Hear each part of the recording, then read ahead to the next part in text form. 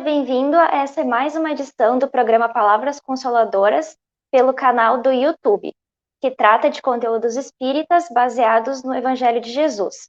Durante 15 minutos estaremos em sua companhia.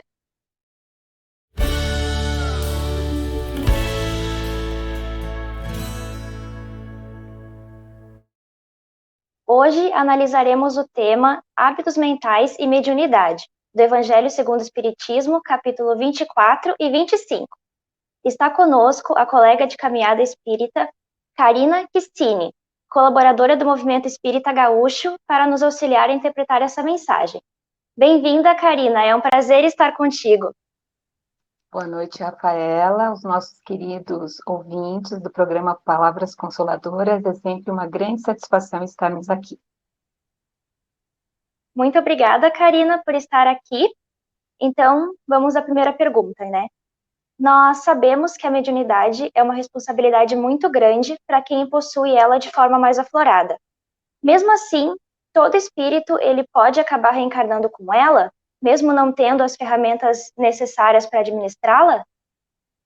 Aqui nós temos que fazer dois contrapontos. Primeiramente, que a mediunidade é uma faculdade psíquica, que todos nós a possuímos em maior ou menor grau. Isso quem nos ensina é Kardec no livro dos médiuns. Então, o que acontece? A mediunidade mais aflorada, alguns de nós a têm, seja na psicofonia, na psicografia, na vidência, que é quando a gente diria que é uma mediunidade mais ostensiva.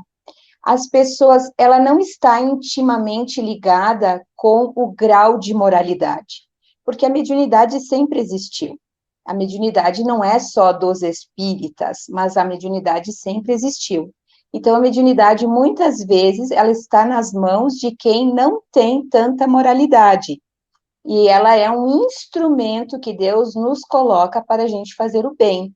Então, a percepção do mundo extrafísico, ela é inerente a todos nós, em maior ou menor grau, só que existem aqueles que têm uma mediunidade de maior ostensividade, então eles têm a percepção do mundo extrafísico, ou veem os espíritos, escutam os espíritos desencarnados, com uma maior ostensividade, mas ela não está intimamente ligada à moralidade do médium. Entendi. E, Karine, no Evangelho segundo o Espiritismo, no capítulo 24, versículo 12, nos é dito que, às vezes, a mediunidade ela é concedida a pessoas que podem fazer mau uso da mesma.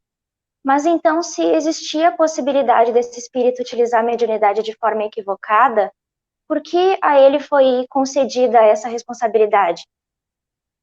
Na realidade, o espiritismo, um dos princípios basilares da doutrina espírita é a reencarnação.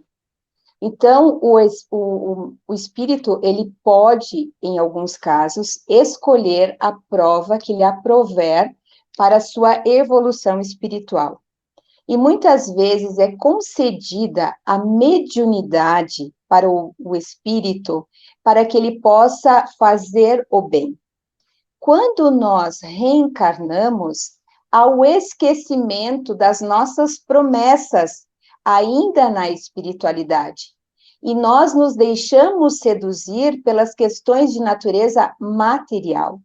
Então, o médium, ele esquece dos seus compromissos assumidos lá na espiritualidade com relação ao exercício do bem, e ele acaba usando a mediunidade de má forma. Muitas vezes ele usa a mediunidade mercadejando aquele dom que Deus coloca para ele, porque Jesus nos disse, dai de graça aquilo que de graça recebeste.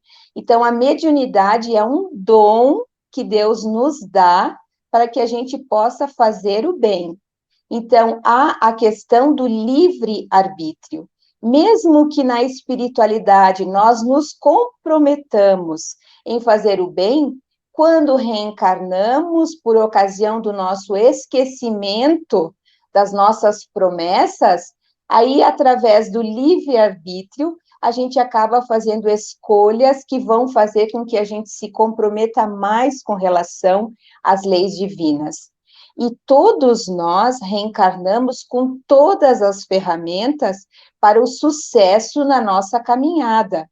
O que acontece é que, através das nossas escolhas, muitas vezes nós trilhamos caminhos equivocados e que vão nos fazer com que nós nos derrotemos moralmente falando.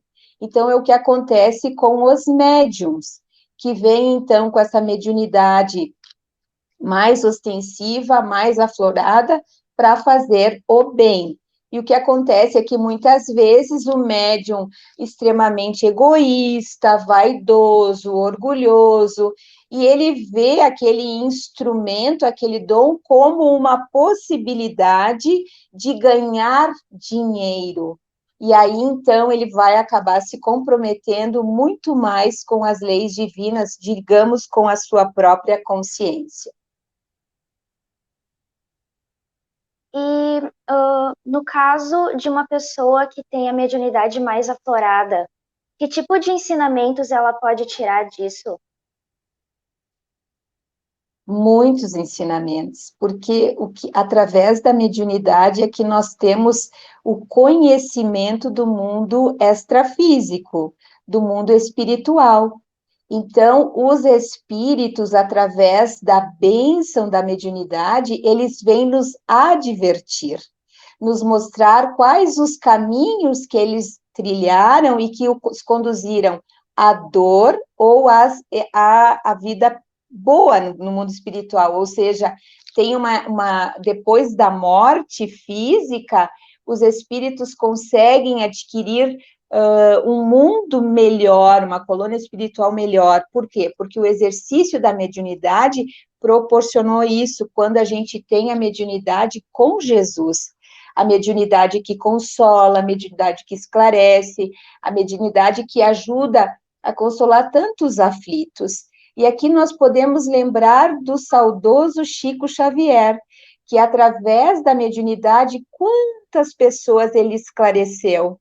Então, porque Chico exercia a mediunidade com Jesus, e isso facultou a Chico as esferas mais evoluídas, e é o que nós deveríamos fazer uso da mediunidade para a promoção do bem, para aliviar o sofrimento de quantos nos procuram. Então, é uma atividade belíssima que nós temos que exercer de graça, com amor, com disciplina, como Emmanuel ensinou a Chico Xavier, que nós teríamos que ter muita disciplina no exercício da mediunidade. E no Evangelho, segundo o Espiritismo, no capítulo 25, versículo 7, a gente tem a seguinte frase: Deus conhece as nossas necessidades e as provê segundo o necessário. A partir de que ponto o ser humano sabe que está buscando por mais bens materiais do que o necessário? Basta que ele olhe a sua consciência. Nós estamos no mundo material, nós precisamos da matéria, nós vivemos aqui no mundo material, mas no dizer de Jesus que ela não seja o motivo pelo qual nós vivamos, que ela não se torne o fim da nossa existência física. Nós temos que ser usufrutuários dos bens que Deus nos provê, das nossas necessidades, porque Deus é soberanamente justo e bom, e através da providência divina, ele coloca na natureza os elementos necessários para que a gente possa, através do nosso trabalho, usarmos esses recursos da natureza para que a gente possa viver aqui no nosso mundo material. Mas a gente não pode viver aqui com vista simplesmente com esse olhar da matéria. Por quê? Porque nós somos espíritos transitórios aqui no mundo material. A nossa verdadeira pátria não é essa.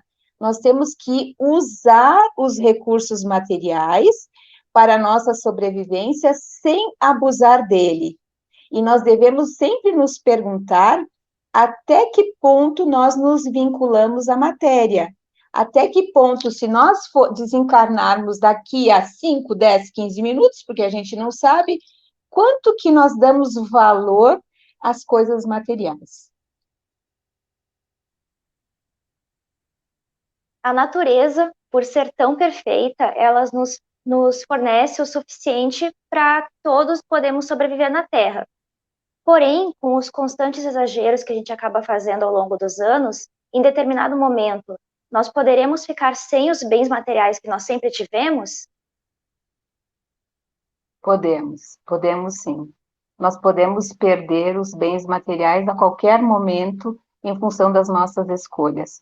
Por isso que a gente sempre fala, o livre-arbítrio tem uma grande responsabilidade na nossa vida. Nós devemos usar bem os dons que nós temos aqui na Terra, para que a gente não fique sem. Se não for nessa existência, será numa outra existência de privações para que a gente possa dar valor àquilo que nós temos. Então, hoje, né, para finalizarmos, nós conversamos sobre mediunidade e bens naturais e como a gente tem que ser responsável quanto a esses dois âmbitos da nossa vida, né? Duas coisas que nos são fornecidas e que, quando bem utilizadas, podem render bons frutos, auxiliando na nossa evolução. Mas, quando mal utilizadas, a gente pode acabar vendo consequências negativas delas, que acabam resultando no nosso atraso moral, por exemplo. Karine, foi muito importante contar com a tua colaboração. Eu te agradeço muito a sua presença. Obrigada, Rafaela.